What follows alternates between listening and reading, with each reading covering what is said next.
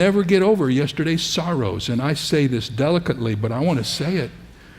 I think if you lose your husband, there's a proper time to mourn him in sorrow. I'm not trying to be indelicate about this. But Almighty God left you on this earth not to be a sorrower. He left you on this earth to serve him, and you need to do what you do to mourn the loss of a loved one, however that is, and then draw a line in the sand and say, it's time for me to get on with my life and serve God because he left me here for a purpose. I promise you that's what your spouse would want you to do. So you can't live in yesterday's sorrows. You can't live in yesterday's successes, and you can't live in yesterday's sins. You got to live today in this day.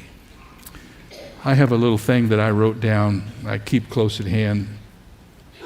I know I've shared this with you before, but it's worth repeating. One would-be worrier pictured it this way. I was regretting the past and fearing the future, and suddenly my Lord was speaking. My name is I Am. He paused, and I waited. He continued, when you live in the past with its mistakes and regrets, it is hard, for I am not there. My name is not I was. When you live in the future with its problems and fears, it is hard because my name is not I will be.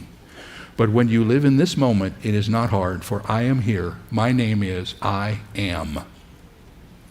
Jesus is telling us to focus our concern on today, to put our concerns, efforts, and energies in all that we have into this day.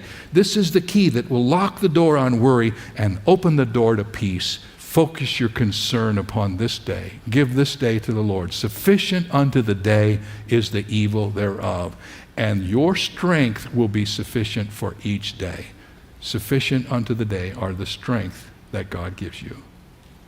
I've lived many weeks when I didn't know how I was going to make it through Monday, but I did, and then Tuesday came and my energy was replenished, and I was able, and by the time I got to Thursday or Friday, I was living on the top of the mountain.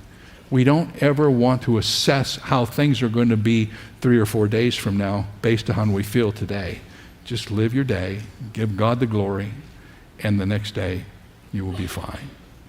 I read about a pastor who was on a long cross-country flight when the first sign of problems began to flash. All of us have experienced this. Fasten your seatbelts. Then a few seconds later, a calm voice said, we won't be serving the beverages at this time. We're expecting a little turbulence.